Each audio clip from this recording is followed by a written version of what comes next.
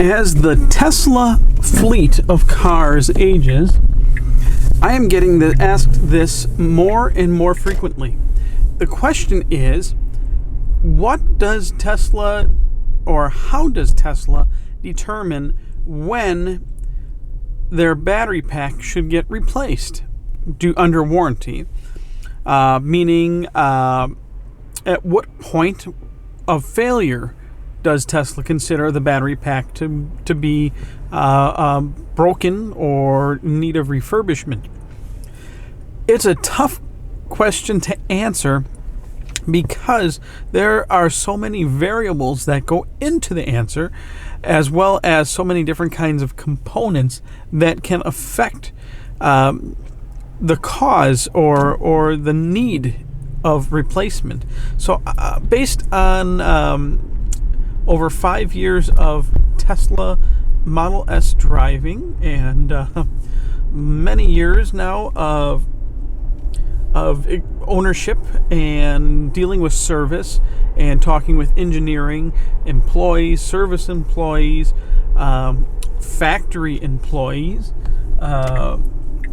Gigafactory employees, pretty much employees all over the place, both current and former. What we're going to talk about today is what I have been able to assemble, because you can't get a straight answer. Once all said and done, you can't really get a straight answer from Tesla. So all you can do is assemble everything they tell you and try and come up with the best outline of what they do. So let's cover a few things and I will explain. To start off with, a module failure, brick failure, or cell failure. Now, I can't comment too much on the Model 3s because it's a different battery pack design. But the Model S and the Model X, all versions, have between 14 or 16 sheets of cells or modules of cells. Each module is broken down into bricks. Each brick is broken down into cells. So there's multiple cells per brick, and that varies depending on if you had an original 85 pack, 60 pack, 90 pack, or 70, or a 75 or 100 kilowatt hour battery pack. And now the pack can sustain multiple varied cell failures. So if a cell here fails, a cell there fails, that's fine. The car can cope with that. But say you get a brick where multiple cells fail. Now, the problem with that is that brick is going to reach its shutdown voltage before the rest of the battery pack. Now, your battery pack can only output as much power as the lowest voltage brick or lowest capacity brick can output. So, say a brick loses 2 cells. Now, if you string that across the whole pack, that actually represents a 2-cell loss out of every brick of cells in the car. Because when that lowest brick that just lost 2 cells hits the cutoff voltage, that's it. The car will not allow you to draw any more power from that brick. Could be plenty of power left in the other bricks, but when that one brick hits the cutoff voltage, that's it. That's it. It's time to shut down, and that's when you get that car shutting down warning, or your range is dropped on your gauge. Likewise, if you lose a whole brick, same thing. So if you lose a brick or multiple cells in the same brick to the point where you have a great imbalance, that's when Tesla would determine that you would either get a replacement, a refurbishment, or a brand new or service on the pack. Now, some things can be serviced at the service center level, and sometimes they have to be sent out to the factory for repair. You will get if it's sent to the factory, you will get a loaner battery pack while your battery pack's getting refurbished.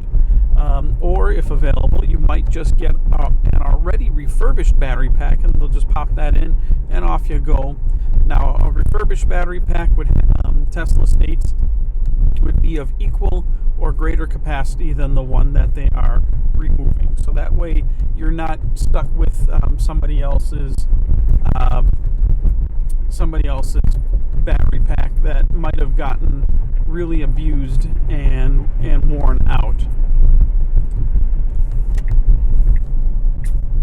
Greendale Police, some of the best, and he just ran a red light. Seriously though, Greendale police officers are a great police department if any of you guys are watching. So that is module, brick, or multiple cell failure. Ooh, a little sunny out today.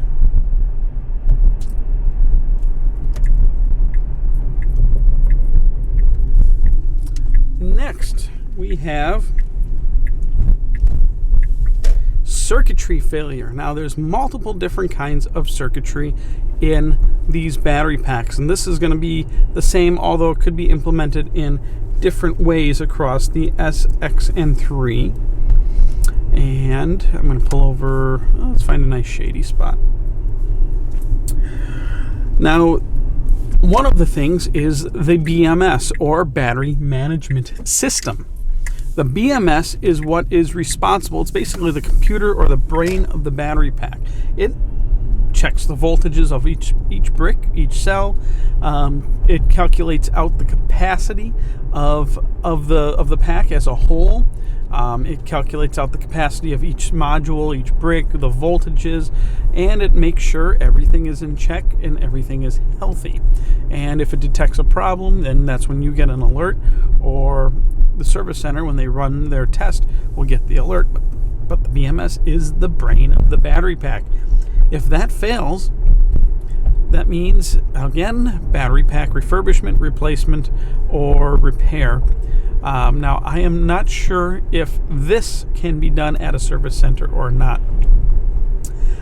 My word on the grapevine is that it is not done at the service center level, and that is something that must be sent back to Fremont or the Gigafactory for repair or refurbishment.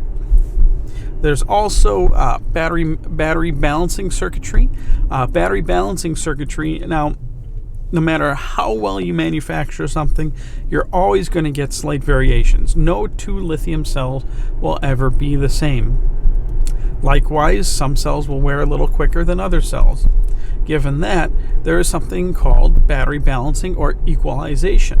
That takes the voltages on the higher cells, and in the case of the Model S, X, and 3, it will bleed off power using resistors from the cells that have a higher voltage to bring them down to the level of the cells that have a lower voltage. So that way, all the voltages and everything is equal.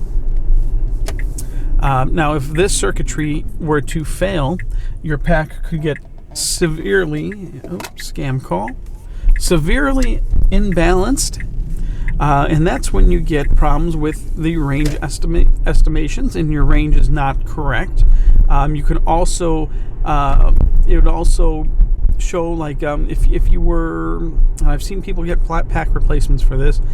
Say you're just running low on charge, you're only a few miles from the supercharger or kilometers, and say your car is saying you got 10 miles or say maybe 15 kilometers left, but all of a sudden, pull over safely, car is shutting down, and the car shuts down with range left in the battery pack.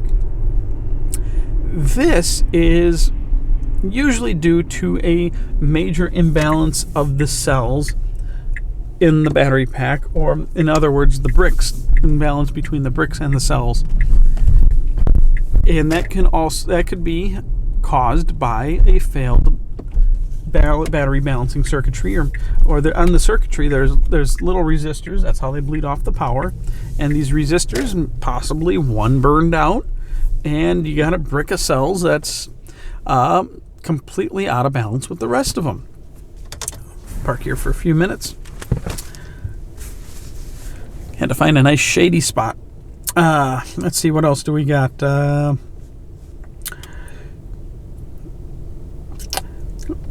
you got fuses. You have the main pyro fuse, which actually blows in the case of a collision. So if you're in an accident where your airbags deploy, the pyro fuse will also blow, and that cuts off all power from the traction pack to the car, basically isolating that battery, the main traction high voltage battery pack, from the car to make it safer for first responders, make sure there's no dead shorts, and try and prevent fires.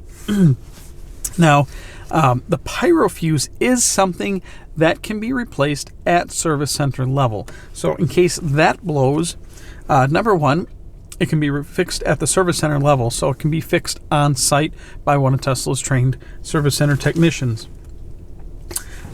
If it blows, but not due to an accident, here's where it gets a little tricky, because depending on what the service center determines was the cause of the pyro main fuse blown, is that pack still safe? Or is there something seriously wrong with that pack where they would need to completely discharge it for safety reasons and then ship it off to the factory for inspection or repair? Now, in my observations and talking with many people, I have found that if the main pyro fuse blows, but it is not due to an accident, I found usually the person will end up with a brand new or a refurbished battery pack to keep, because it might be too risky to attempt a repair in some cases. But so far I have not seen someone get their refurbished pack back in this case of a non-accident blow. There are other non-pyro fuses as well for safety. Those can also be replaced at the service center level, but once again, replacement of the fuses, great, but it would also come down to what caused the failure of the short that was enough to blow that fuse. The next one would be contactor failure. Now, this one is not very common anymore, but it was extremely common in the early days of the Model S. And actually, this is my 90D. Now, my Model S60, now, I have a video up on this. I was one of the first people to have the contactor failure way back in 2013. Actually, that was a 2014. It happened to me, but it was a 2013 pack. And the problem was Tesla's the contactors, which is basically a electromagnetic switch, current, high voltage. It's what closes. When it closes, it allows the current to flow. So say when you plug in your car to the supercharger, or you first get in your car, you hit the brake for everything to power up, and you hear that clunk clunk coming from underneath the car. That is this high powered switch closing to allow the traction pack or high voltage battery pack to start sending current to the rest of the vehicle so you can drive.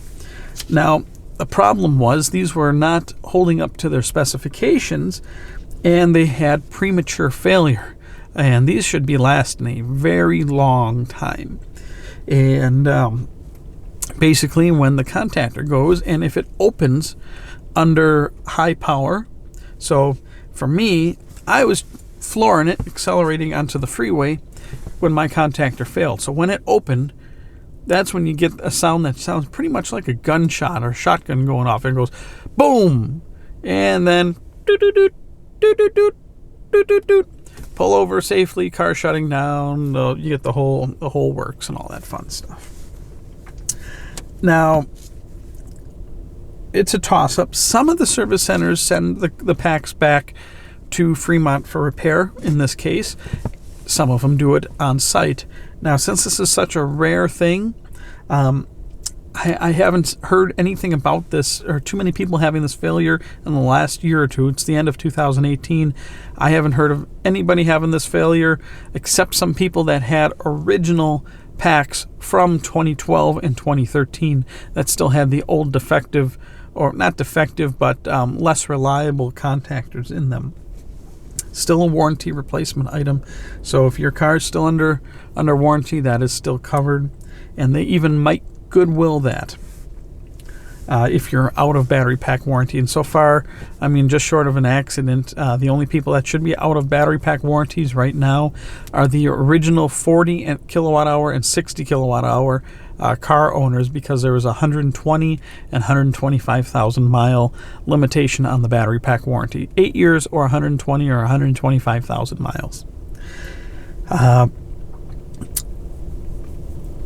So if they're over the mileage, then they're out of warranty. But chances are, because this was a known issue, ask for, if they don't offer, ask for Goodwill repair. You might just get it. And degradation. This is the touchy one. In general, degradation of the battery pack, which is the gradual loss of capacity over time due to just normal wear and tear of the cells, is not covered under replacement. No, unfortunately, it is not. Now, for your Model 3, you do get a degradation warranty. However, chance of that ever happening is going to be extremely slim. Now, there are exceptions to the degradation warranty, or degradation not being warranted out. And Tesla is purposely as vague as possible on this.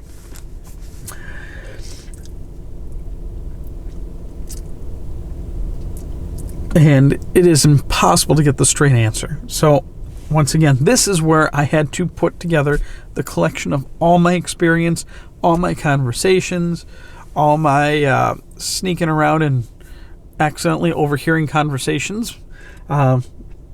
This is how I had to put it together, and this is to the best of my ability and knowledge on this subject. And I'm still trying to get a straight answer from Tesla.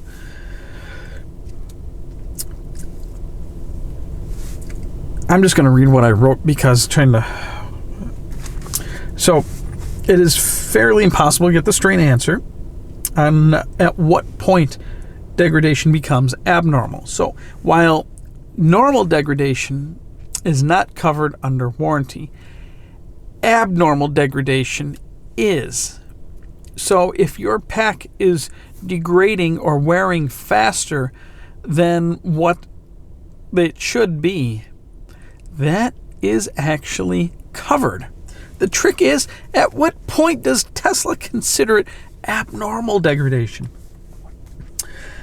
So here's what I put together.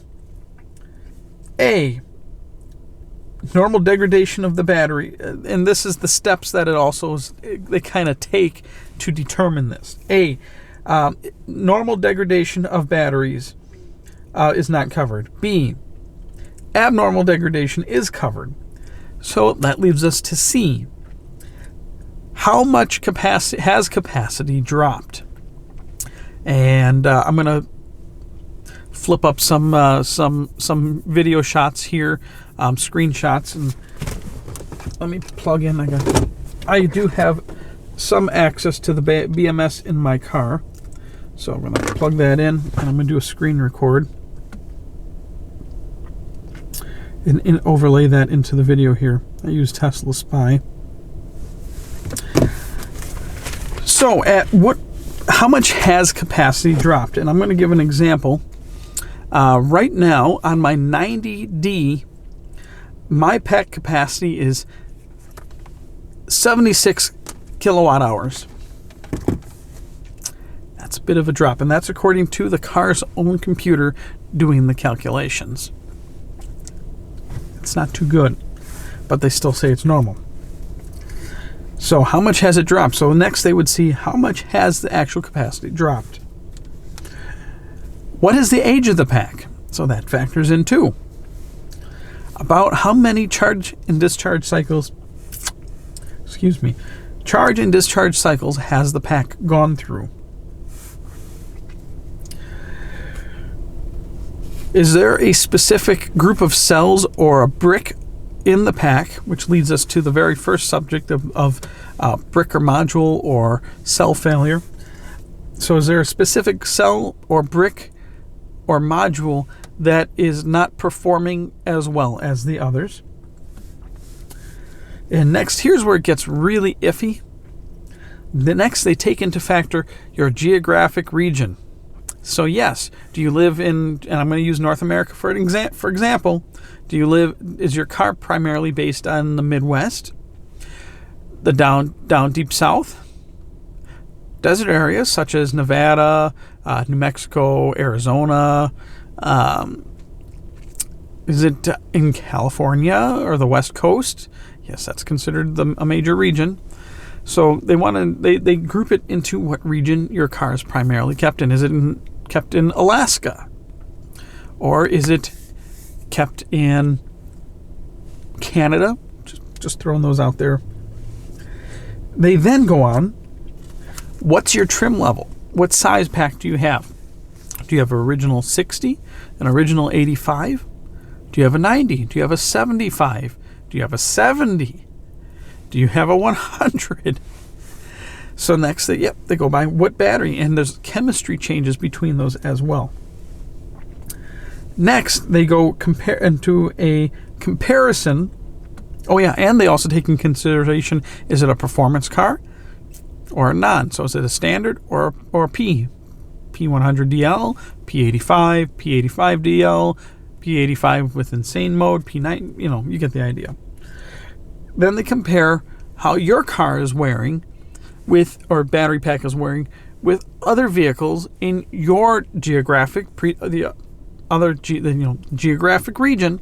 So we'll take, for example, I'm Midwest, Wisconsin, so they're going to compare, they take my car, now they're comparing the wear level on my car to other Teslas in the Midwest.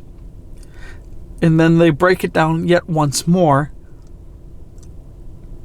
Now they take my 90D and compare it to the other 90Ds and also any 90D battery pack in my geographic area.